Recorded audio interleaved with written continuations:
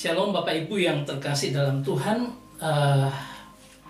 Di hari ini hari yang sangat spesial. Saya ingin memberikan sebuah refleksi diri atas pimpinan Tuhan selama 54 tahun berjalan bersama Tuhan.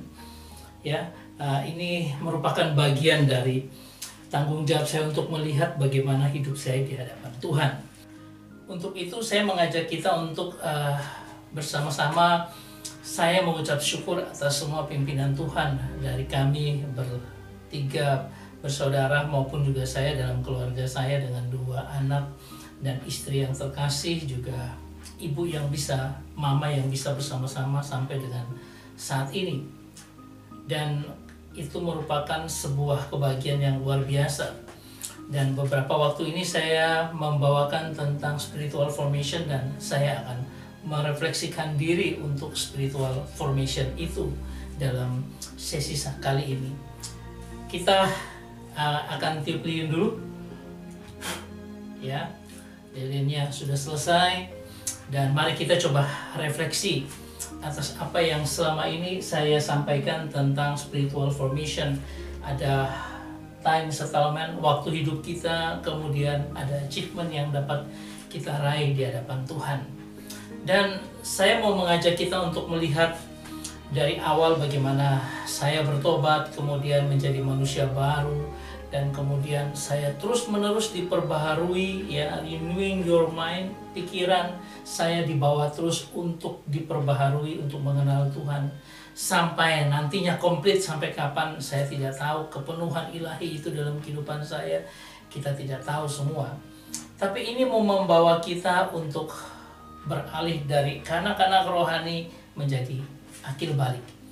Tahun 1983 ya, itu ada sebuah kelompok penelaahan Alkitab yang dipimpin oleh Kak Leo Sumule, dan itu membangun luar biasa saya dengan dari awal ketika pertobatan, kemudian dengan semangat kami dalam kelompok PA itu. Kemudian tahun 85 ketika kelompok PA itu diserahkan kepada saya, kemudian saya membangun akan persekutuan pelajar Kristen Sorong, ya, dengan adik-adik yang waktu itu di SMP, SMA, baik di SMP Negeri 1, SMP Don Bosco maupun SMP YPK, maupun juga dari SMA Negeri, juga SMA Santo Agustinus Sorong, ya, dan juga beberapa sekolah yang lain. Kita bersama-sama dalam persekutuan pelajar Kristen.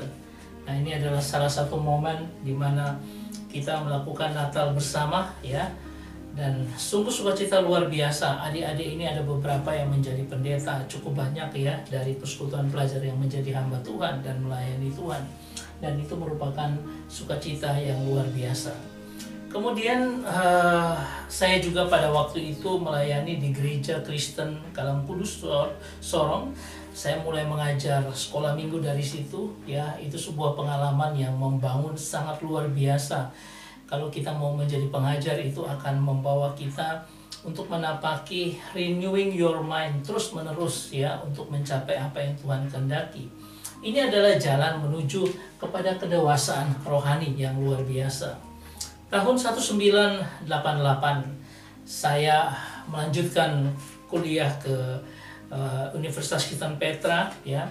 Seharusnya saya melanjutkan ke teologi, tetapi entah bagaimana Tuhan membawa untuk ke Universitas Kristen Petra, dan di situ ada unit pelayanan mahasiswa 1, ya, yang saya geluti sampai dengan saya keluar. Saya tetap di unit pelayanan mahasiswa 1 itu untuk melayani adik-adik yang baru masuk, ya. Kemudian saya menjadi guru sekolah minggu, terus menerus guru sekolah minggu, ya. Saya bangun dari GPIB Sinai, Hosea, sampai akhirnya saya sebagai majelis di Maranatha Surabaya, ya.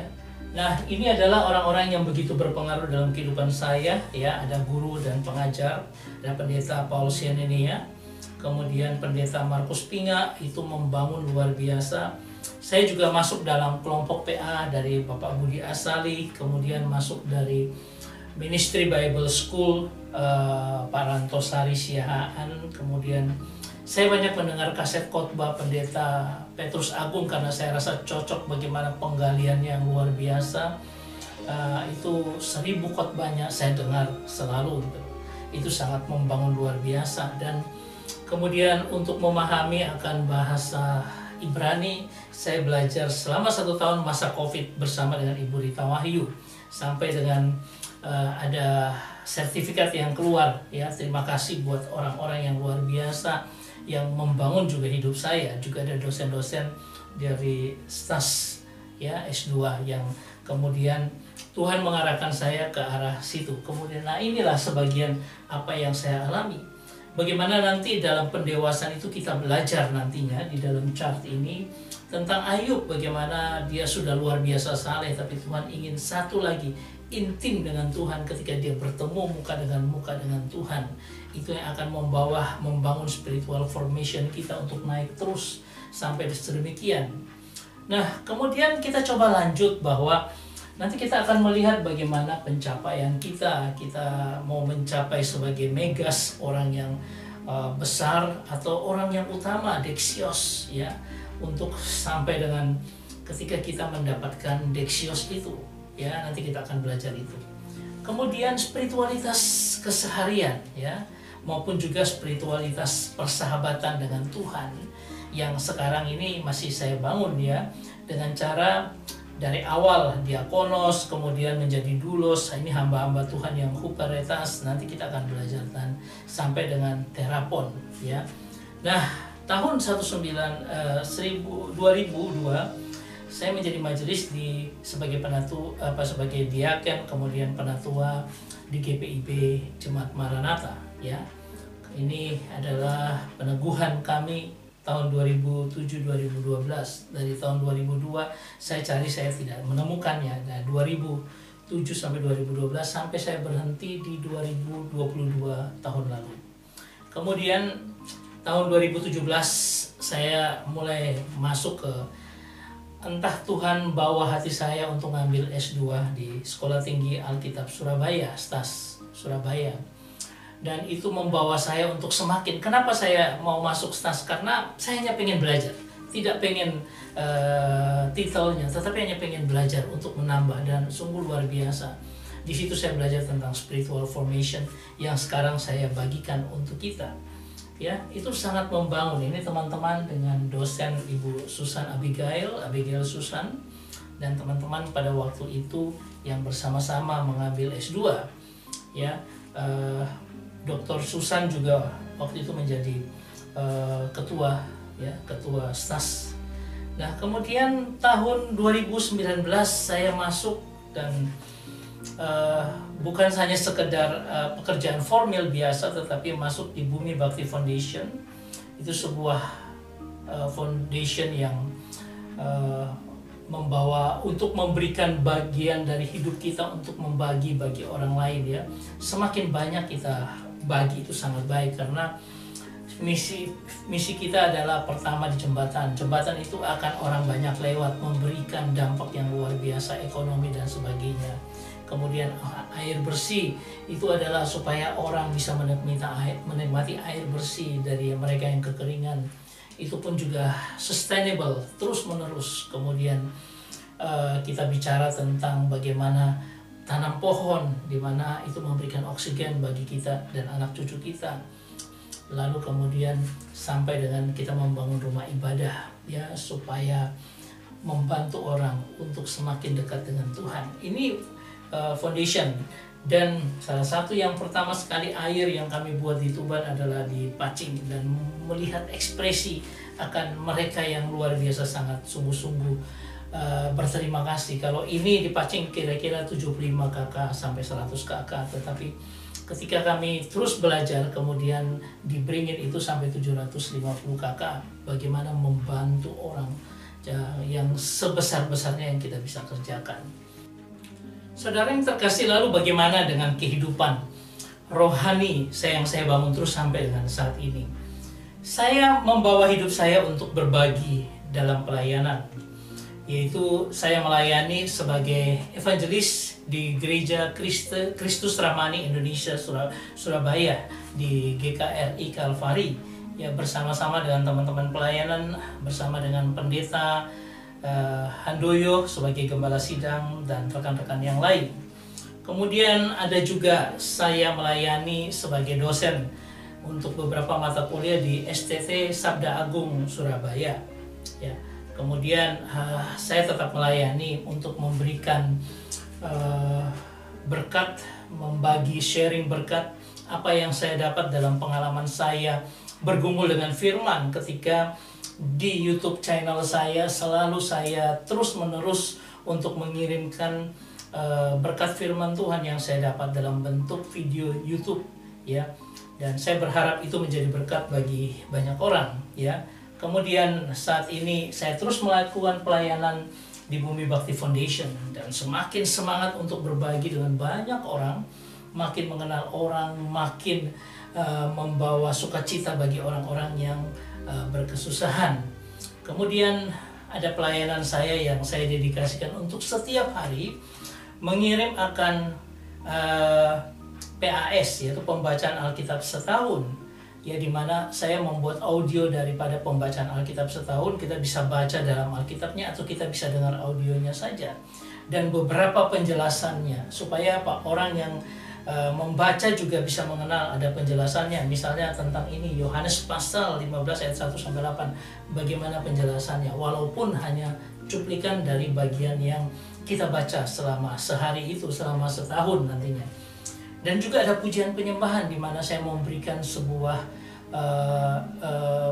pujian pujian yang untuk menyembah ketika kita diam sebentar dan kita menggunakan waktu itu untuk apa? Untuk diam dengan Tuhan, mendengarkan pujian itu dan kita mengikutinya dalam pujian itu, sehingga membawa kita semakin mendekat dengan Tuhan. Ya, ini bagian dari pelayanan yang saya kerjakan, yaitu apa? Bagi saya itu berbagi hidup dalam pelayanan.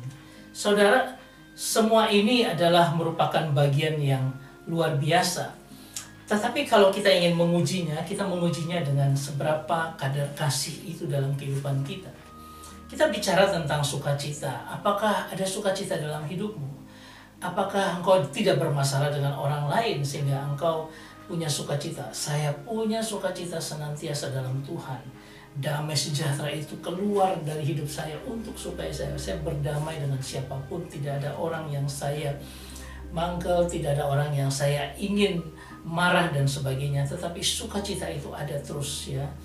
Kalau kasih itu ada, maka kesabaran, ya, dalam menghadapi segala sesuatu, pergumulan hidup, kondisi ekonomi dan sebagainya, ya, kita sabar dengan Tuhan.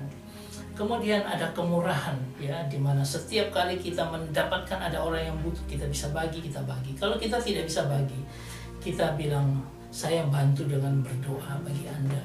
Tapi kalau kita bisa lakukan apa yang kita bisa lakukan, kita lakukan bagi orang itu. Menguji kesetiaan, di mana terus-menerus bangun diri dengan Tuhan, setia dengan Tuhan di dalam setiap pelayanan, di dalam semua yang kita kerjakan untuk membantu orang, tetap setia bersama-sama dengan Tuhan untuk melayani. Kebaikan hati harus hadir dalam hidup saya senantiasa. Kepada semua orang saya akan menunjukkan kebaikan yang sama, karena Tuhan sudah luar biasa memberikan kebaikan itu, bahkan kelemah lembutan dalam menghadapi segala sesuatu. Kelemah lembutan yang Tuhan contohkan itu menjadi bagian kita, tidak kita menjadi orang yang kasar, pemarah dan sebagainya. Nah, dari semuanya ini kalau kita lihat itu sebenarnya untuk memberikan apa? Penguasaan diri yang full dalam kehidupan kita.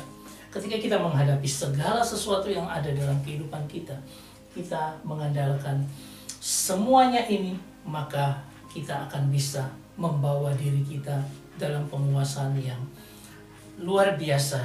Supaya apa? Apa yang kita lihat di atas, kedewasaan itu akan makin terus makin naik. Bahkan kita akan terus menerus semakin dekat dengan Tuhan, semakin mengenal Dia, dan semakin punya keintiman dengan Dia. Saya berharap nantinya ini semua akan komplit dan kita bisa melihat semuanya secara utuh. Dan biarlah itu menjadi berkat bagi kita semua. Bagi saya sendiri yang menyediakan bahan ini merupakan hal yang luar biasa, yang sangat excited. Saya ingin membuatnya bagi teman-teman untuk bisa mendengar dan membangun diri terus-menerus dalam Tuhan. Hanya sedemikian dan saya berharap ini memberkati kita semua. Tuhan memberkati. Amin.